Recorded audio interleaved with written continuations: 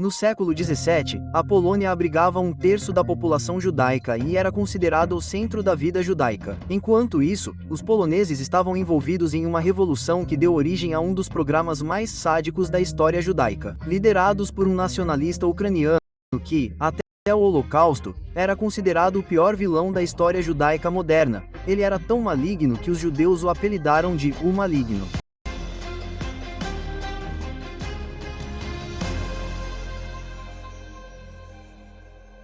Já no século XI, as expulsões da Europa Ocidental levaram os judeus a encontrar um novo lar na Polônia. Em 1264, o rei da Polônia ofereceu sua proteção aos judeus e, por volta dos anos XI e XV, os reis poloneses incentivaram ativamente o assentamento judaico. Os judeus prosperaram, comercializando mercadorias em redes que se estendiam de Veneza à Crimeia e arrendando diversos ativos. A vida religiosa deles também floresceu, e em meados do milênio, as joias polonesas estavam passando por uma era de ouro. Mas, à medida que ganhavam destaque, os judeus também enfrentavam uma perseguição crescente. Em meados dos anos 300, os judeus foram responsabilizados pela peste negra. Em 1399, um rabino e 13 anciãos foram acusados de destruir propriedades da igreja e queimados vivos na fogueira. Mas esses atos são insignificantes em comparação ao que estava por vir quando sinais de rebelião ameaçaram a estabilidade judaica na região. Em 1569, o território ucraniano caiu sob o domínio polonês. Para desespero dos cazaques, um povo ortodoxo oriental aventureiro composto por surfistas fugitivos,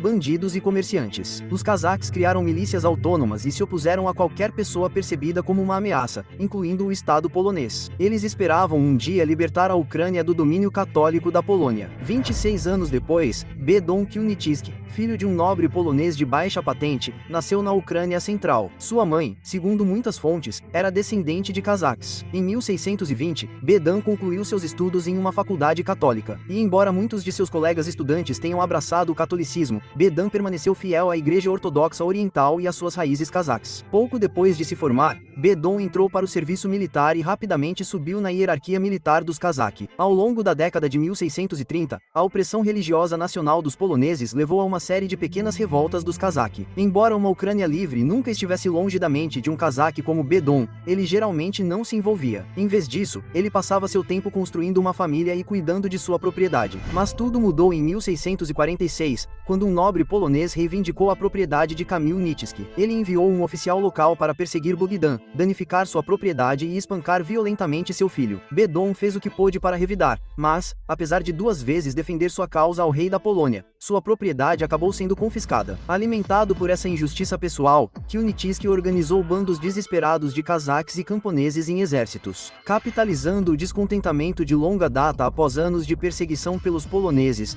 Khmelnytskyi prometeu libertar os ucranianos dos opressores poloneses e, devido à sua célebre carreira militar, tornou-se o líder da rebelião. Em 25 de janeiro de 1648, Bedon liderou a revolta de Kazakh na Ucrânia. Na época, alguns judeus eram responsáveis por grandes propriedades ucranianas adquiridas pela nobreza polonesa e até receberam a responsabilidade de coletar impostos. Infelizmente, os camponeses ucranianos eram fervorosamente antissemitas e viam os judeus como um braço ativo do opressivo sistema polonês. Reunindo suas tropas, Khmelnytskyi declarou que a Polônia havia vendido os ucranianos como escravos para as mãos dos judeus.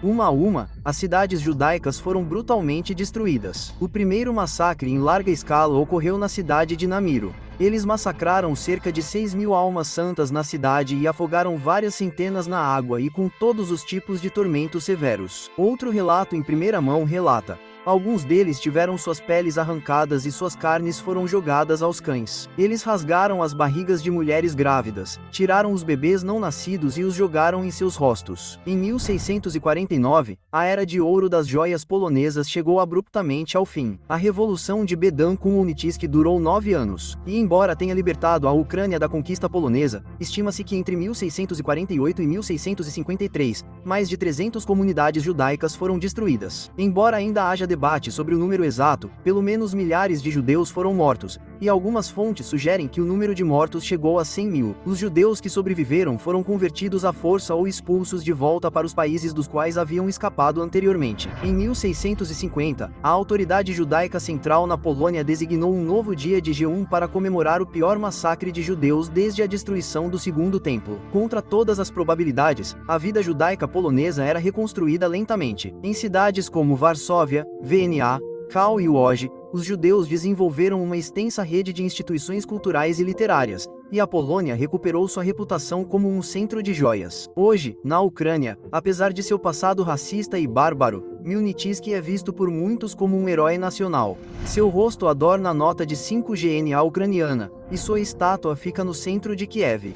Mas para os judeus, ele será para sempre considerado um dos vilões imperdoáveis da história.